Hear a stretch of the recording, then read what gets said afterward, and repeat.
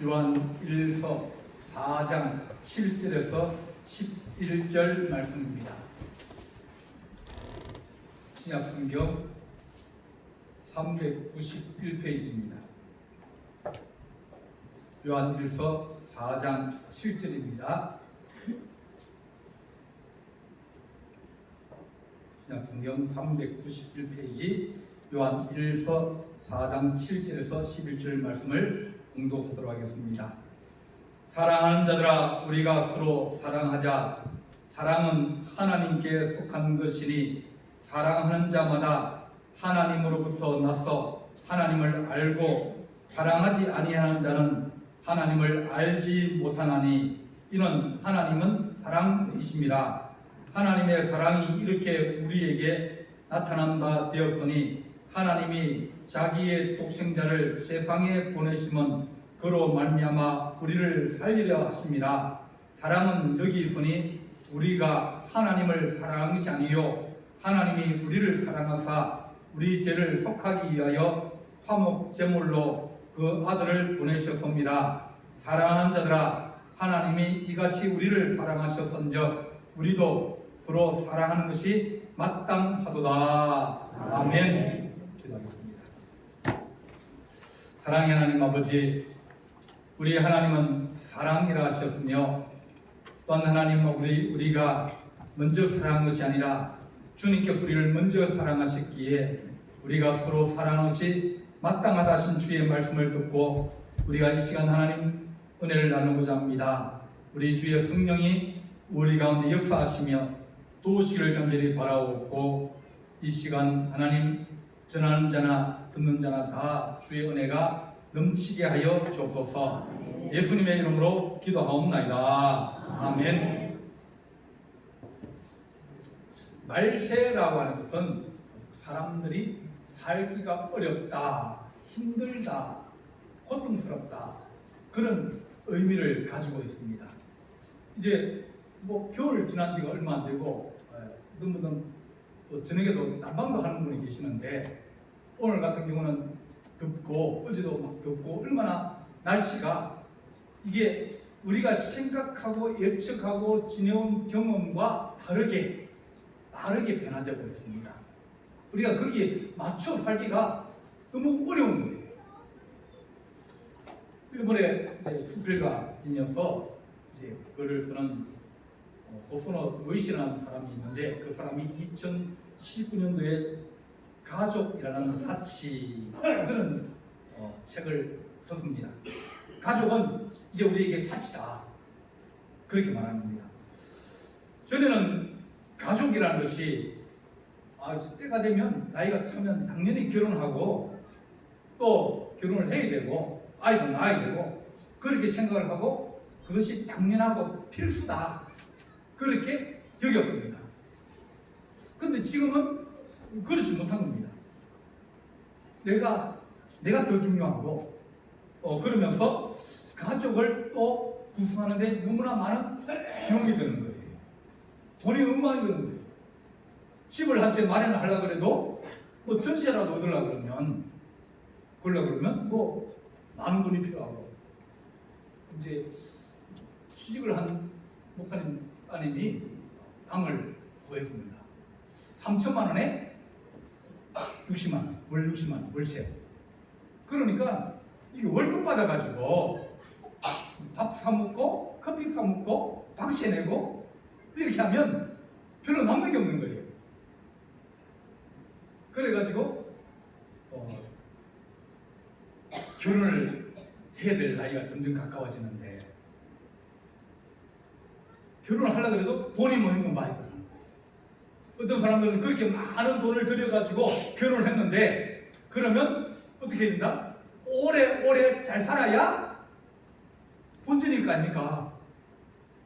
근데 1년 살고 2년 살고 3년 살고 헤어지니까 이게 결혼을 하는 사람들이 이제 어떤 것이 때 되면 해야 된다.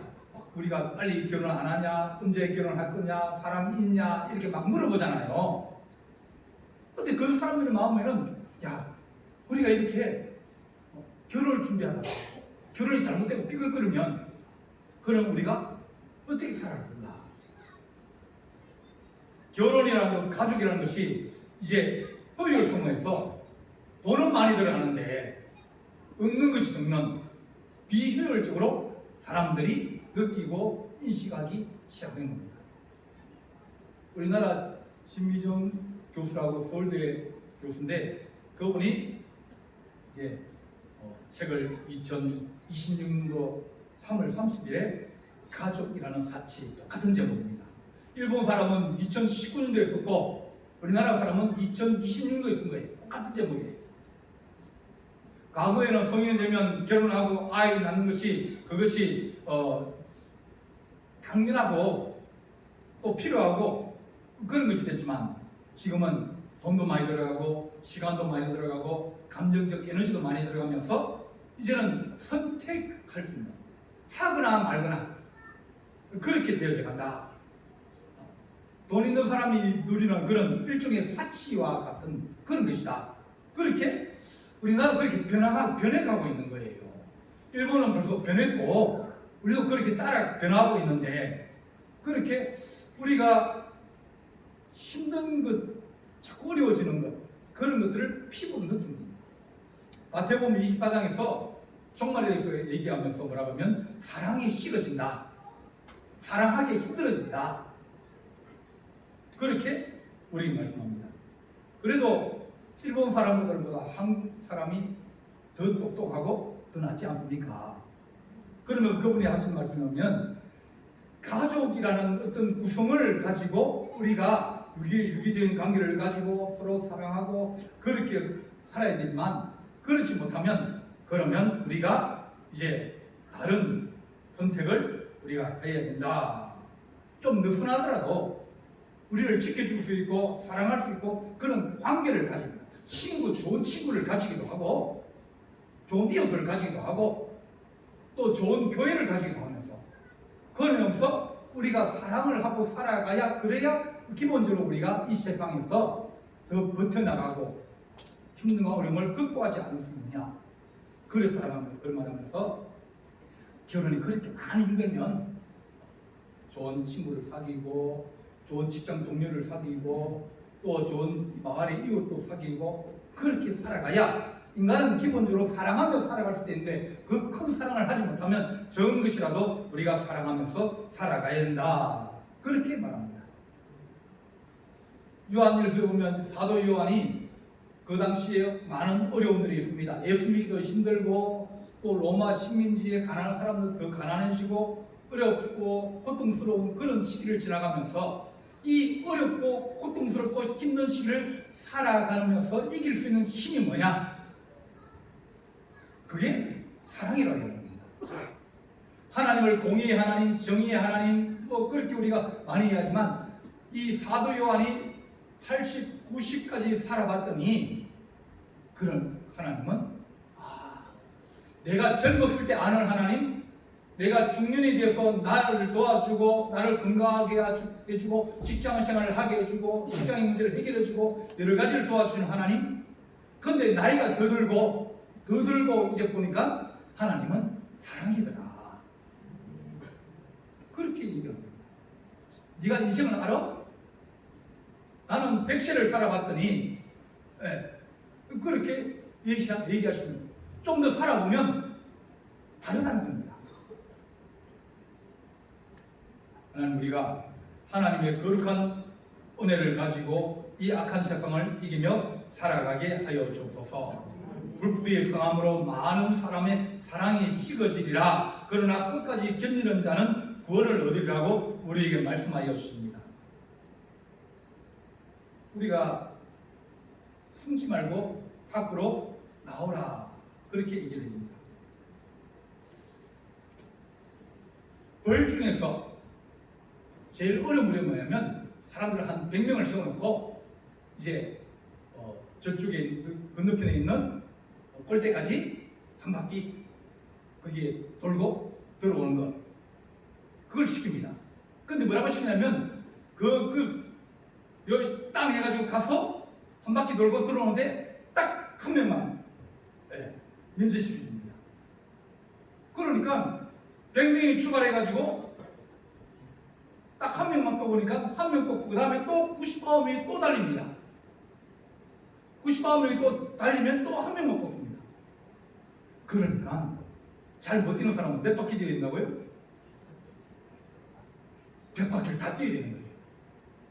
100바퀴를 다 못 뛰면 중간에 퍼져버리고 중간에 포기해버리고 중간에 기권해버리는 겁니다. 인생이 그런 겁니다. 요즘 인생들이 뭐냐면 1등만 뽑습니다. 1등 하는 사람이 오늘 다 성자 독식주의라고 해가지고 1등 하는 사람이 다 가져가는 거예요.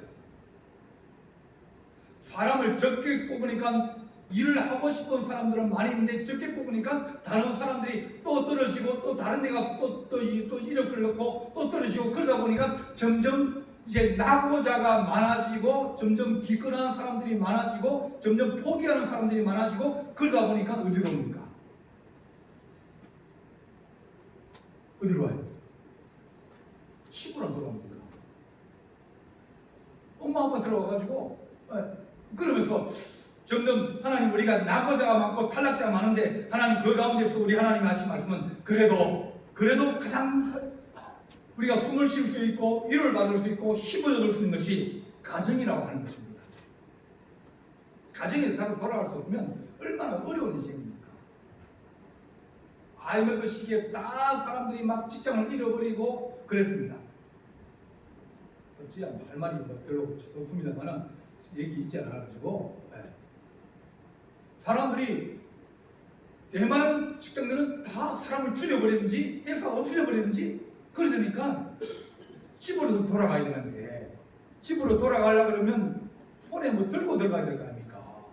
월급 봉투를 들고 들어가든지 뭘 들고 들어가야 가정이 유지되고 그러는데 이제 그것을 들고 들어갈 수 있는 것이 없으니까 집에는 못 들어가는 겁니다.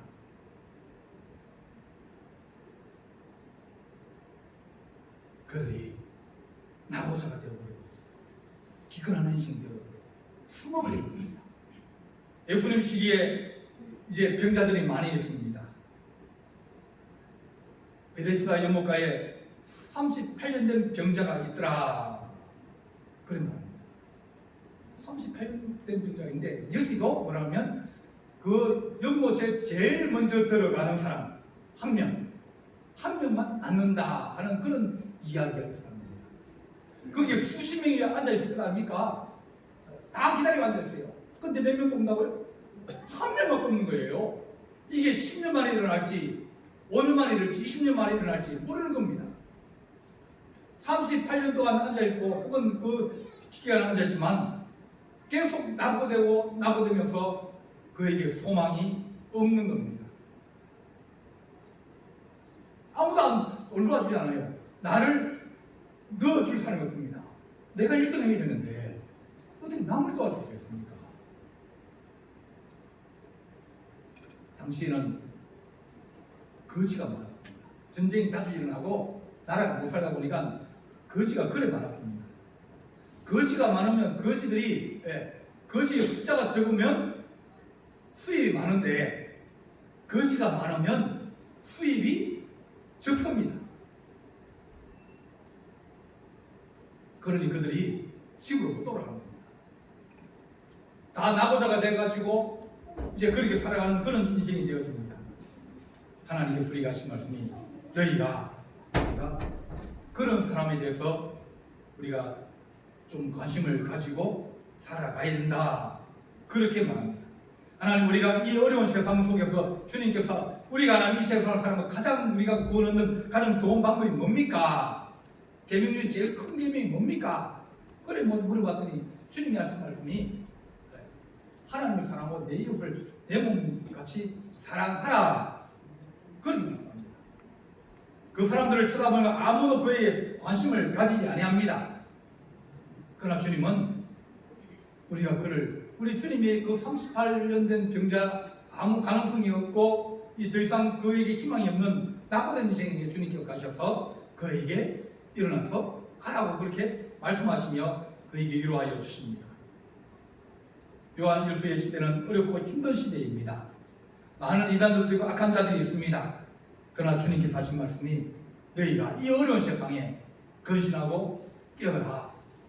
너희 대적 마귀가 우는 사자같이 두루 다니며 산길자를 찾는데 누굴 찾느냐?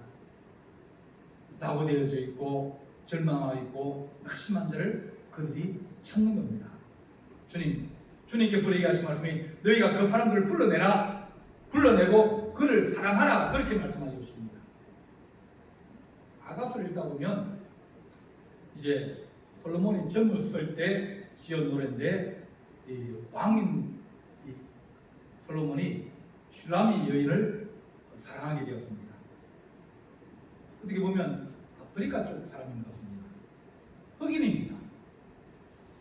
포도원에 있으니까 솔로몬은 큰 제국의 왕이거든요. 그의 후궁만 해도 700명이고 수많은 사람 여자들이 있습니다. 그럼에도 불구하고 한 사람을 사랑했는데 그 사람이 슐람이라는 겁니다. 그가 찾아갑니다. 찾아가서 못 만나고 그러면 또 막 밤새 찾으면서 야경꾼들이 이제는 돌아가야 된다고, 이제는 돌아다닐 수 없는 시간이라고 그렇게 얘기를 해도 내가 내 사랑하는 찾아야 되지 않느냐? 내가 내 사랑하는 찾아서 내가 그를 사랑하고 내가 그와 연합하고 내가 그를 얻게 되는데, 그러면서 찾아가는 그런 모습이 바로 아가스입니다. 부족하지만 주님께서 우리에게 하신 말씀이 서로 사랑하는 것이 그것이 옳지 않느냐, 그렇게 말씀합니다. 오늘 이 말씀에서도 우리가 먼저 하나님을 사랑하고 하나님을 좋아한 것이 아니라 하나님이 우리를 부족해도 우리를 먼저 사랑하셨다, 그렇게 말씀하셨습니다. 어떻게 보면 사랑하는 것이 힘들 보였습니다. 희생해야 되고, 여자들은 막 잔소리 막 하지 않습니까? 그 참고 견디는 남자들은 성인군자들입니다. 한번 이렇게 잔소리 시작하면 정신이 없습니다.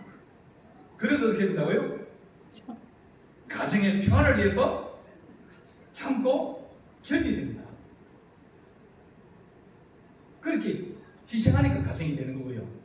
또 뭐 매일 아침 밥하고 점심 밥하고 저녁 밥하고 막 또 끝나면 매일 아침 또 밥하고 점심하고 끝도 없이 밥하는 일들이 끊임없이 일어지지만, 그래도 내일 아침 되면 또 일어나서 밥을 해야 되지 않습니까?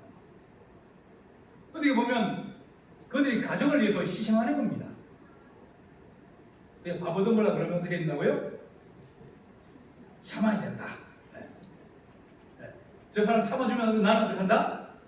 밥을 잘해가지고 줘야 된다.